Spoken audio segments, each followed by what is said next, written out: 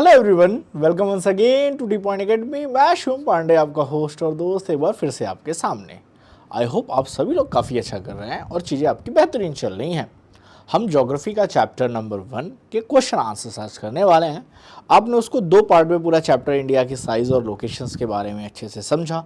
कोई भी डाउट्स हो कमेंट में मेंशन करें। बहुत ही अच्छे तरीके से आपको लैटिट्यूड, लॉन्गिट्यूड और सारी चीज़ें समझाई गई हैं। अब हम एनसीईआरटी के क्वेश्चन आंसर्स करेंगे। सबसे पहले हम एमसीक्यूज़ के बारे में बात करेंगे और कुछ क्वेश्चन आंसर्स के बारे में बात करेंगे। जैसे पहला एक क्वेश्चन आपके यहाँ है और ये इंपॉर्टेंट क्वेश्चन है। ये क्वेश्चन इंपॉर्टेंट है क्योंकि कई बार एग्जाम में ये लॉन्ग आंसर्स में पूछा जाता है, तो लॉन्ग आंसर में पूछे जाने के कारण इसकी इंपॉर्टेंस बढ़ जाती है और 3 मार्क्स से 5 मार्क्स में आता है। Why is the difference between the duration of day and night hardly felt at Kanyakumari but not so in Kashmir. कह रहा है कि डे और नाइट का जो डिफरेंस है बेसिकली वो कन्याकुमारी में ज़्यादा फेल्ट नहीं होता बट कश्मीर में होता है।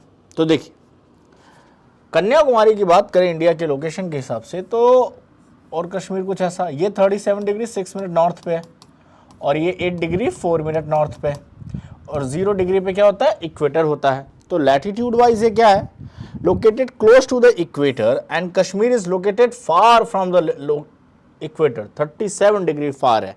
ठीक है, so there is a difference between the duration of day and night. तो इसके रीजन से जब आप इक्वेटर के पास रहते हैं तो इक्वेटर के पास वाली कंट्रीज में डे और नाइट में बहुत ज़्यादा डिफरेंस नहीं मिलता। लेकिन जैसे ही आप इक्वेटर से दूर जाते हैं, कहीं दिन छोटे रात लंबी, रात छोटी दिन लंबी, इस तरह के आपको फिनोमिना देखने को मिल जाते हैं। ठीक है, the day and night are nearly at the same duration at the equator but as we move away from the equators, चाहे आप नॉर्थ पोल की तरफ जाएं, मान लीजिए इक्वेटर है तो आप चाहे नॉर्थ पोल की तरफ जाएं या साउथ पोल की तरफ जाएं, जैसे आप दूर होते जाते हैं आपको डे और नाइट में काफ़ी ज़्यादा डिफरेंस देखने को मिल जाता है। The variation in the duration of the day and night become more as Kanyakumari is quite near to the equator 8 degree 4 minute north, the day and night difference is hardly 1 hour. कि भाई चलो 11 घंटे का दिन हो गया और 13 घंटे की रात हो गई, या 11.30 और 12.30 वाला रेशियो हो गया। हार्डली 1 आवर का मिलेगा आपको क्योंकि इक्वेटर से थोड़ी दूर पे तो है, एग्जैक्ट इक्वेटर पे नहीं है। लेकिन जब आप कश्मीर की बात करेंगे तो वो इतना दूर है कि डे और नाइट में 3-4 घंटे का भी फ़र्क आपको देखने को मिल सकता है। और ये बड़ी आम बात है। जैसे आप ऐसे इक्वेटर से पोल की तरफ जाते हो, नॉर्थ पोल पे जैसे नॉर्वे वगैरह में पहुँचते हो, तो यहाँ पे क्या होता है, ऐसा टाइम आता है कि 3 मंथ कंटिन्यू नाइट ही रहती है। अब सोचिए 3 मंथ कंटिन्यू नाइट रहे तो कैसा लगेगा, क्योंकि बहुत ज़्यादा इक्वेटर से दूर होने पे ये हाल होती है।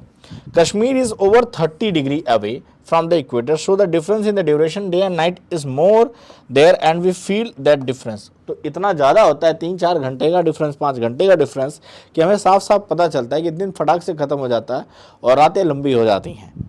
ये सारी चीज़ें आपको आसानी से देखने को मिल जाएंगी। तो आसान से समझ में आ गया, because of the latitudinal difference, because of the difference in the latitude that gap can be feel, ये डिफरेंस फील होता है। चलिए, आसानी से आप समझ गए होंगे। अगले क्वेश्चन की तरफ आते हैं। The tropic of cancer does not pass through, किस स्टेट के थ्रू पास नहीं होती। आपको पता है कि ट्रॉपिक ऑफ कैंसर राजस्थान से स्टार्ट होती है। चलिए लिखने की कोशिश करते हैं। राजस्थान के बाद कहाँ जाती है बेटा, एमपी में जाती है। एमपी के बाद क्या आता है, एमपी से जस्ट बॉर्डर किसका छता है, अगर आपको पता होगा तो छत्तीसगढ़ का बॉर्डर अटैच है। अच्छा, छत्तीसगढ़ से जस्ट ऊपर हल्का सा बॉर्डर उसका किसका अटैच है, JNK, not Jammu Kashmir, it's Jharkhand. It's JK कह दीजिए, JNK तो जम्मू कश्मीर हो जाता है, JK कह देंगे तो झारखंड। झारखंड के बाद कहाँ जाता है सर, वेस्ट बंगाल। वेस्ट बंगाल चला जाता है तो वेस्ट बंगाल के नीचे उड़ीसा आता है, क्योंकि उधर तो आपको पता है कि वहाँ जाके वो त्रिपुरा में अटैच करता है और लास्ट में सबसे मीज़ो जो हिल्स आती है वहाँ से निकल जाता है, नागालैंड को भी नहीं टच करता। तो ये 8 स्टेट हैं। तो यहाँ पे क्या बच गया, उड़ीसा वो एक ऐसा स्टेट है जो वेस्ट बंगाल के नीचे आता है। अगर आपको मैप माइंड में याद है तो आप आसानी से आंसर कर सकते हैं कि उड़ीसा से होके नहीं जाती। ठीक है, देखिए आंसर है उड़ीसा, आंसर मिल गया। चलिए नेक्स्ट क्वेश्चन पे आते हैं। The eastern most longitude of India, मतलब ईस्टर्न मोस्ट का मतलब इधर से इधर, तो ईस्ट इधर पड़ेगा ना, तो ईस्ट इधर पड़ेगा तो इधर क्या आता है, ये ऐसा फ्रेम आता है ना, अरुणाचल प्रदेश, तो यहाँ पे आएगा। लेकिन अब वो लॉन्गिट्यूड पूछ रहा है तो आपको पता होना चाहिए कि 68 डिग्री 7 मिनट ईस्ट क्या है, इधर से कक्ष गुजरात से वेस्टर्न मोस्ट है, वो क्या है, ये वेस्टर्न मोस्ट है, वेस्ट में कक्ष गुजरात में 68 डिग्री 7 मिनट ईस्ट, और 97 डिग्री 25 मिनट ईस्ट क्या है, सबसे लास्ट में अरुणाचल प्रदेश के कॉर्नर पे। यहाँ तक इंडिया का एक्सटेंट है, ठीक है, याद रहेगा, ये वेस्टर्न मोस्ट है और ये ईस्टर्न मोस्ट है। चलिए आगे बढ़ते हैं। Uttarakhand, Uttar Pradesh, Bihar, West Bengal and Sikkim have common frontier with. अब देखिए, जब भी उत्तराखंड बोले तो यहीं से नेपाल चालू होता है, और नेपाल कुछ आपको ऐसा दिखता है, ऐसा ही दिखता है नेपाल, थोड़ा बहुत जिगजैग के साथ, ठीक है। अब देखिए, आपको मैप याद रहेगा तो बहुत ही आसानी से आप करेंगे। इधर पूरा क्या है, इसको यूपी घेरे रहता है, बीच में आ जाता है सिक्किम, क्या आ जाता है बीच में, सिक्किम आ जाता है, ठीक है। यूपी के बाद कौन सा आता है, बिहार आता है, बिहार के बाद वो चिकन नेक वाला वेस्ट बंगाल सिलीगुड़ी को लेके आ जाता है, तो ये वेस्ट बंगाल हो गया। हो गए सारे स्टेट कंपेयर, तो कौन सा बचा, हमारा आंसर तो पहले ही पता था, नेपाल है, क्योंकि म्यांमार क्या है, नॉर्थ ईस्टर्न स्टेट से अरुणाचल प्रदेश, नागालैंड एंड मिजोरम से कलेक्ट करता है। वहीं भूटान की बात करेंगे तो भूटान यहाँ सिक्किम के बाद आता है, राइट, तो भूटान सिक्किम से करेगा, थोड़ा सा वेस्ट बंगाल से करेगा, और फिर असम से करेगा, और अरुणाचल प्रदेश से करेगा। तो इस तरह से भूटान हमसे बॉर्डर शेयर करता है।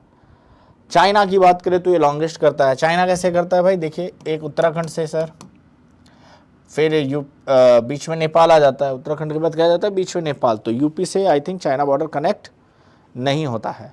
ऊपर उधर हिमाचल से भी करता है, लद्दाख से भी करता है, ठीक है, आगे जाके वो सिक्किम से करता है, और उसके जाके आके अरुणाचल प्रदेश से करता है, ठीक है। तो उत्तराखंड, हिमाचल प्रदेश, लद्दाख, इधर के 3 स्टेट टॉप के, फिर बीच में नेपाल आ गया, फिर आ जाते हैं सिक्किम से अटैच होता है, उसके बाद फिर अरुणाचल प्रदेश से अटैच हो जाता है, असम से अटैच हो जाता है, असम होता है, फिर अरुणाचल प्रदेश आता है, असम एंड अरुणाचल प्रदेश। तो इस तरह से असम के ऊपर अरुणाचल प्रदेश, शायद असम नहीं आता, असम नहीं आएगा क्योंकि अरुणाचल प्रदेश उसके ऊपर होता है, या फाइन। चलिए, तो नेपाल यहाँ पे आंसर था। आगे बढ़ते हैं। If you intended to visit Kavaratti during the summer vacation, which of the following union territory you belong. तो आपको पता है कवरावती कहाँ की कैपिटल है, लक्षद्वीप की। कहाँ की है, कवरावती लक्षद्वीप की। अंडमान निकोबार की क्या है बेटा, पोर्ट ब्लेयर। क्या है, पोर्ट ब्लेयर। कोरल रीफ्स कहाँ पाई जाती हैं, कोरल रीफ्स की अगर आप बात करेंगे तो इंडिया में कोरल रीफ्स कहाँ पाई जाती हैं, लक्षद्वीप आइलैंड में पाई जाती हैं कोरल रीफ। वहीं अगर अंडमान निकोबार की बात करेंगे तो ये कैसे हैं, ये वॉल्केनिक आइलैंड है। क्या है, वॉल्केनिक आइलैंड है। टोटल कितने लक्षद्वीप में है, 36 आइलैंड का ग्रुप है लक्षद्वीप। वहीं अंडमान निकोबार उससे ज़्यादा है, ठीक है। दमन एंड दीव दोनों अलग अलग टेरिटरी हैं, और दोनों के बीच में कम से कम 1000 किलोमीटर का डिफरेंस होगा एज पर माई नॉलेज। थोड़ा बहुत कम ज़्यादा हो सकता है, बट ये यूनियन टेरिटरी में आती है। पुडुचेरी भी क्या है, ये भी यूनियन टेरिटरी में आती है, यूटी में आती है। यूनियन टेरिटरी का मतलब जहाँ सेंट्रल गवर्नमेंट रूल करती है गवर्नर के थ्रू, ओके, गवर्नर यहाँ का ओनर होता है। तो देखिए लक्षद्वीप हो गया। My friend हेल्स from a country which does not share land boundary with the India. अब देखो कह रहा है कि ये हमें पता है कि बांग्लादेश शेयर करता है, नेपाल शेयर करता है, भूटान शेयर करता है, तजाकिस्तान का हमसे कोई लेना देना नहीं है। तो आसानी से आपको आंसर मिल गया। ये सारे सवाल सिंपल लग रहे होंगे आपको, फटाफट हो जा रहे हैं। पढ़ते हैं अगले क्वेश्चन की तरफ। Name the group of the island lying in the Arabian sea. तो अरेबियन सी में क्या है, लक्षद्वीप। और बे ऑफ बंगाल में क्या है, बे ऑफ बंगाल में अंडमान है, निकोबार है। रशिया, कनाडा, यूएसए, ऑस्ट्रेलिया, ये क्या है, ये वो कंट्रीज हैं जो इंडिया से एरिया में लार्जर है, क्योंकि इंडिया 7th लार्जेस्ट है। तो फर्स्ट, सेकेंड, थर्ड आपको याद रहेगा आराम से, ठीक है। Which island group is located in the south east. अब ऐसे साउथ ईस्ट बोले तो ऐसे याद करने का, ये साउथ है सर, इधर ईस्ट है, और ये क्या है, वेस्ट है, तो साउथ वेस्ट, साउथ ईस्ट। तो डायरेक्शन वाइज भी पूछे तो Andaman Nicobar south east, Lakshadweep south west, okay. अब विच आइलैंड कंट्रीज आर नेबरिंग। तो एक तो मालदीव जिससे बवाल चल रहा है अभी, पहले ठीक था, और एक श्रीलंका जो कर्ज में डूब गया था, तो इंडिया ने इसको बाहर निकाला। तो क्वेश्चन है कि sun rises 2 hours earlier in Arunachal Pradesh as compare to Gujarat, और 2 घंटे का गैप होने के बाद भी वॉच में टाइम क्यों सही दिखाता है। तो देखिए यार, एक 68 डिग्री पे है और एक 97 डिग्री पे है, तो 30 डिग्री का डिफरेंस आता है लॉन्गिट्यूडनल डिफरेंस। और लॉन्गिट्यूड वाइज प्राइम मेरिडियन से हम कंपेयर करते हैं 0 डिग्री प्राइम मेरिडियन से, तो उस हिसाब से जैसे आप दूर चलते जाते हो क्या होता है, जितना लॉन्गिट्यूडनल डिफरेंस होता है उतना टाइम का गैप आता है। सनराइज अरुणाचल प्रदेश में जल्दी होगा और सनडाउन कहाँ होगा, सनसेट सबसे लेट में होगा कच्छ गुजरात में। तो हमने एक ऐसा लॉन्गिट्यूड चुना जो कच्छ का गुजरात और अरुणाचल प्रदेश का जो ईस्टर्न पार्ट है उसको इक्वल डिस्टेंस में डिवाइड करता हो, और हमें मिला 82 डिग्री 30 मिनट ईस्ट। क्या मिला, 82 डिग्री 30 मिनट ईस्ट एक ऐसा लॉन्गिट्यूड मिला जहाँ से दोनों डिस्टेंस बराबर थे। और जब हम इस पर अपना टाइम सेट करते हैं इंडियन टाइम, तो क्या होता है, पूरी कंट्री में ये बराबर होता है। ठीक है, so since however the watch display the same time due to the India's standard meridian 82 degree 30 minute east passing through the Mirzapur Uttar Pradesh is taken as the standard time for the whole country।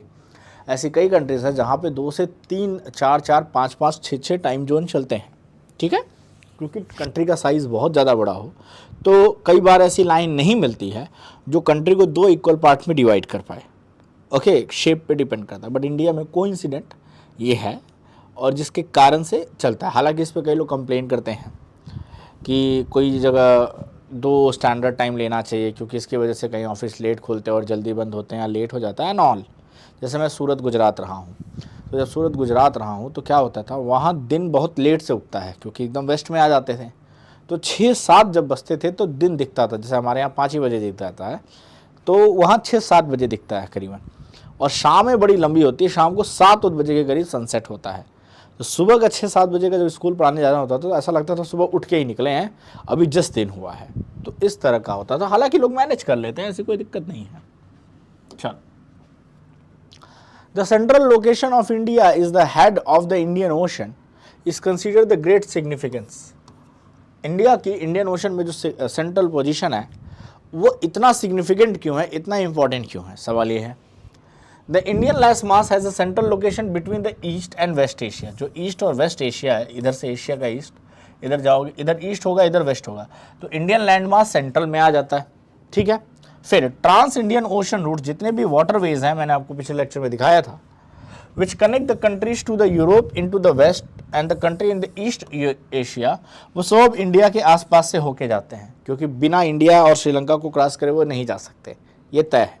वो एकदम नीचे नीचे का root नहीं है, या तो India को क्रॉस करेंगे या तो फिर इंडिया श्रीलंका के बीच से होके जाना पड़ेगा, या श्रीलंका के नीचे से भी जाना पड़ेगा।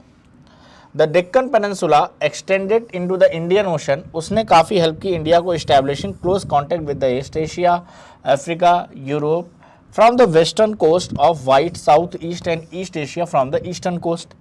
ये कैसे, अभी मैं आपको पूरा मैपिंग दिखा देता हूँ। No other country has such a long coastal line in the Indian Ocean as much as has the India. India eminent position in the Indian Ocean उसका जस्टिफाई करती है कि ओशन का नाम उस कंट्री के नाम पे क्यों पड़ा, इसको जस्टिफाई करती है। कैसे, चलिए मैं आपको दिखाता हूँ। अभी हम इसके सी रूट्स को देखेंगे तो आपको आइडिया लग जाएगा, हालांकि मैंने पढ़ाया है लेकिन फिर से देख लीजिए कि इसके सी रूट्स का कनेक्शन कितना अच्छा है, कि कोई भी सी रूट अगर है कनेक्ट करने के लिए वेस्ट और ईस्ट एशिया को या कुछ को भी, तो वो बिना इंडिया के कंप्लीट नहीं है। चलिए देखिए स्लाइड पे, देखिए आपको यूरोप जाना है तो भी आपको ये रूट पकड़ के जाना है, स्वेज कैनाल क्रॉस करके। तो कहाँ जाएंगे आप मुंबई के इंडिया, या इंडिया के नीचे से होके ऐसे जाना हो या ऐसे जाना हो, ये सारे रूट्स आपके पास बचते हैं।